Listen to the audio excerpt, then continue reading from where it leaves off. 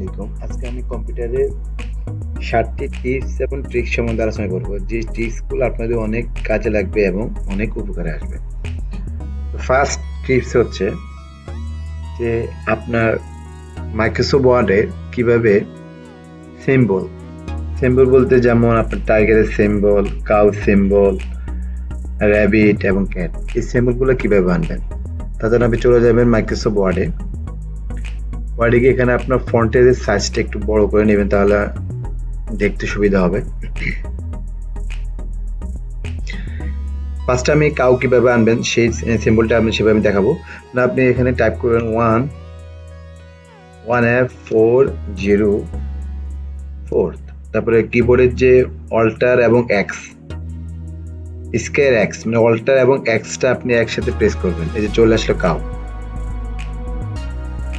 Second যে সিম্বলটা সেটা হচ্ছে টাইগারের সিম্বলটা আপনি কিভাবে আনবেন, তার জন্য আপনি এখানে টাইপ করবেন 1F405, তারপর আপনি অল্টার এক্স একসাথে ক্লিক করবেন, পেয়ে গেলেন আপনি টাইগারের সিম্বল। তারপর আপনি র্যাবিট মানে খরগোশের সিম্বলটা আপনি কিভাবে আনবেন সেটা আমি দেখাবো। তারপর আমি তার জন্য আপনি এখানে টাইপ করবেন 1F407, তারপরে অল্টার এক্স দিবেন, এই যে র্যাবিটের সিম্বলটা চলে আসলো।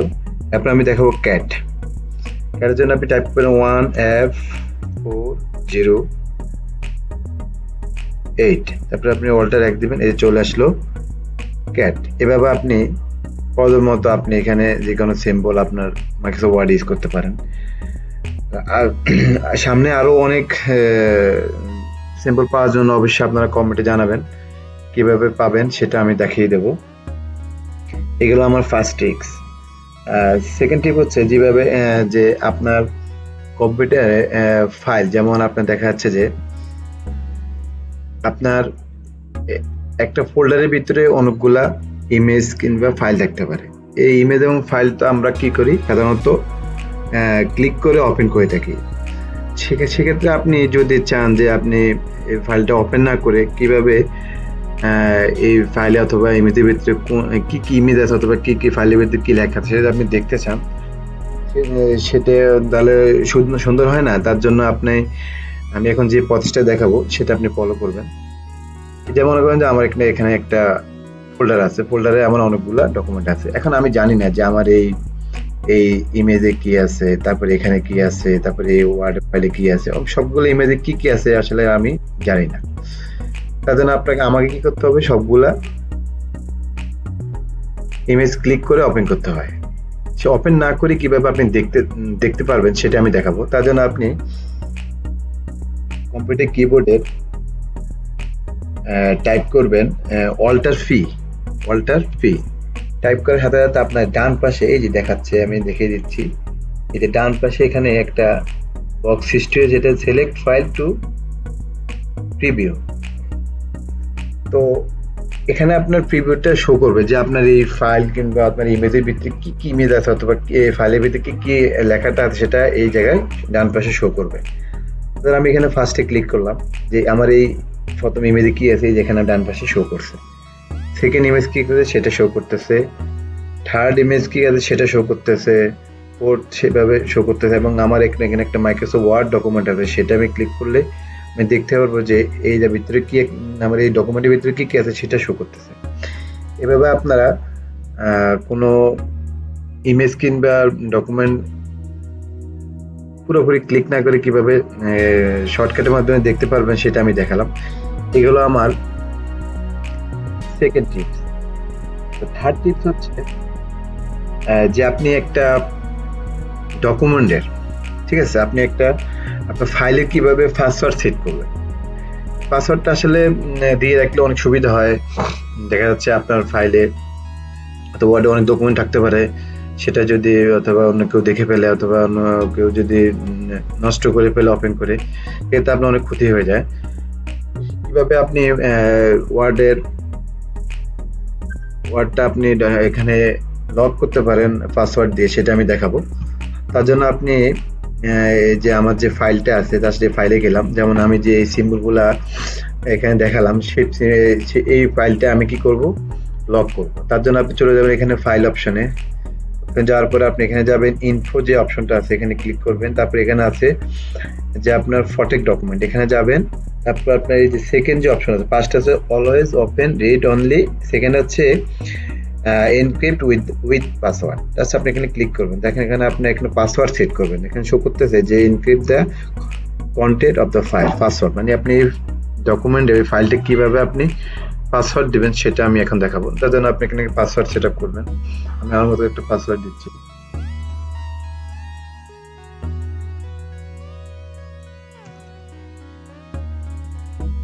একবার দিলাম, তারপরে আমি আবার বলতেছে রি এন্টার পাসওয়ার্ড, আমি যেটা দিয়েছি এটা আবার দেব।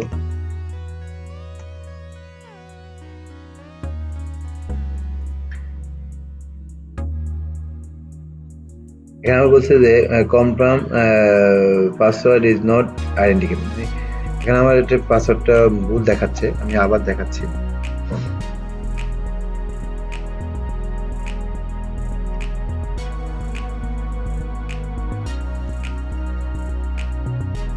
আবার ওকে দিলাম,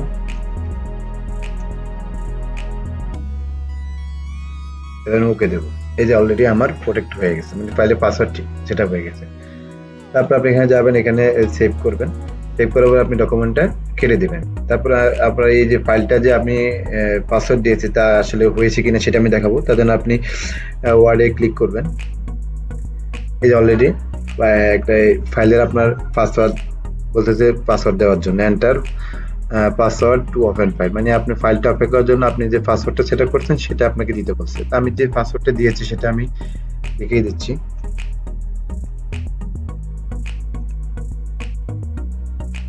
এই যে অলরেডি আমার ফাইলটা ওপেন হয়ে গেল। এগুলো আমার মাইক্রোসফট কম্পিউটারের 3 নম্বর টেক্সট গেল। তো 4 নম্বর টেক্সট হচ্ছে কিভাবে আপনি আমরা দেখা যাচ্ছে যে কম্পিউটার কিছুক্ষণ পর পর রিফ্রেশ করতে হয়, যেমন আমরা কিভাবে রিফ্রেশ করি, এভাবে আমরা মাউসের রাইট বাটন ক্লিক করে এভাবে আমরা রিফ্রেশ করে থাকি, ঠিক আছে, আমরা রিফ্রেশ করে থাকি, এভাবে রিফ্রেশ করি। তার জন্য আপনি দ্রুত কিভাবে রিফ্রেশ করবেন সেটা আমি দেখাবো। তো আপনি চলে যাবেন অন, আমি এখানে অন স্ক্রিন কিবোর্ডটা দিয়ে দেখাই, জাস্ট এখানে ক্লিক করব, ক্লিক করার পরে যে আপনার এখানে যে রিফ্রেশ করে দেখাচ্ছে, রিফ্রেশটা কিভাবে আপনি দ্রুত দিতে পারবেন তার জন্য সেটা আমি দেখাবো প্রসেসটা।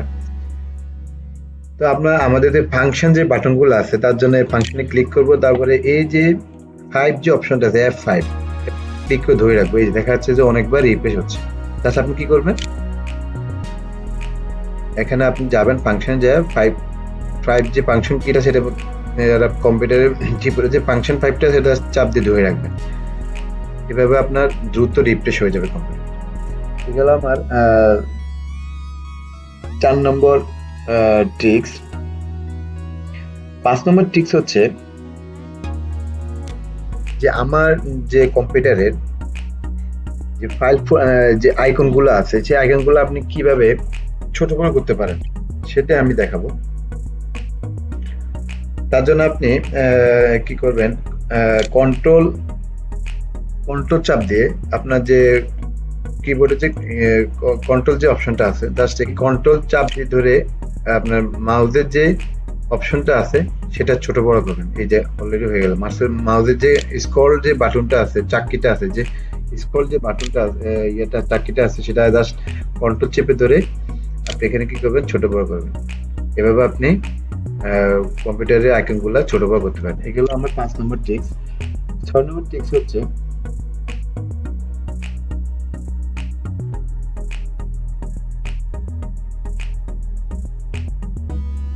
আচ্ছা, এখন দেখা যাচ্ছে 6 নম্বর ট্রিক যেটা আমি দেখাবো এখন, যে আমরা কি করি যে আমাদের যেমন আমি দিস পিসি যে আমার আইকনটা আছে সেটা আমি ডিলিট করে ফেললাম,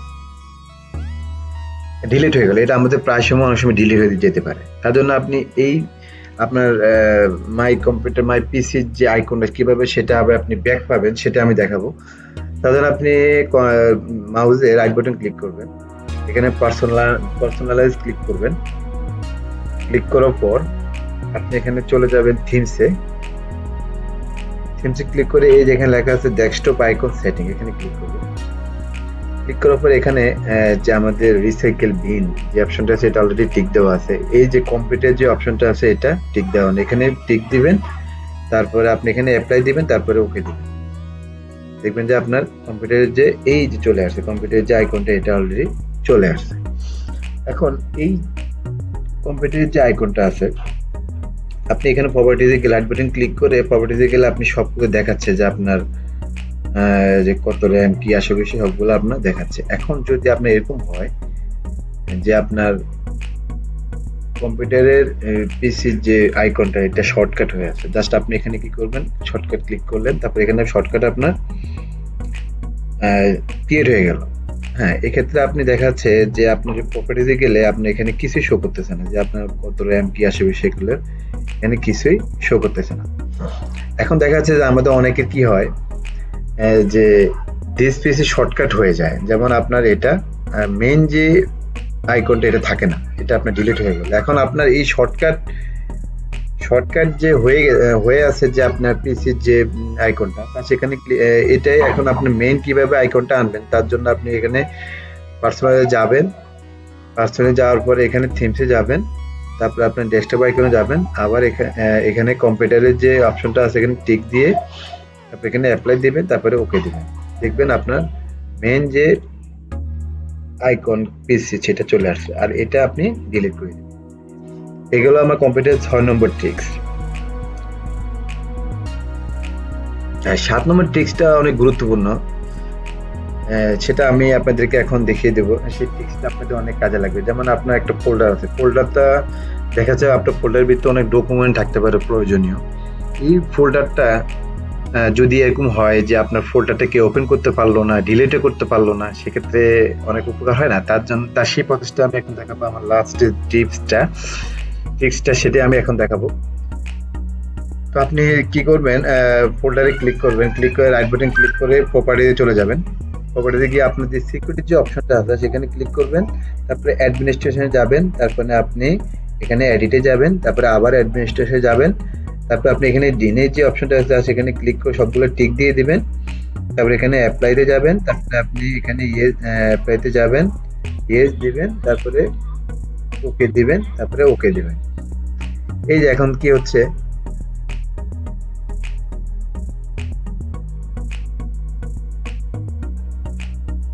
এই যে এখন কি হচ্ছে যে না না এটা আপনার দেখা যাচ্ছে যে ওপেন হচ্ছে, বাইরে ফোল্ডারটা ওপেন হচ্ছে না। এখন আমি এখানে ডিলিট করব না, সেটা হচ্ছে, সেটাও হবে না। এই দেখতে পাচ্ছেন আপনার সেটাও হচ্ছে না। এখন আপনার যে ফোল্ডারটা আমি লক করেছি অথবা আমি লক করেছি, সেটা আমি কিভাবে আবার স্বাভাবিকভাবে নিয়ে আসবো? তার জন্য আপনি আবার যাবেন, প্রপার্টি যাবেন, তারপরে আপনি সিকিউরিটি যাবেন,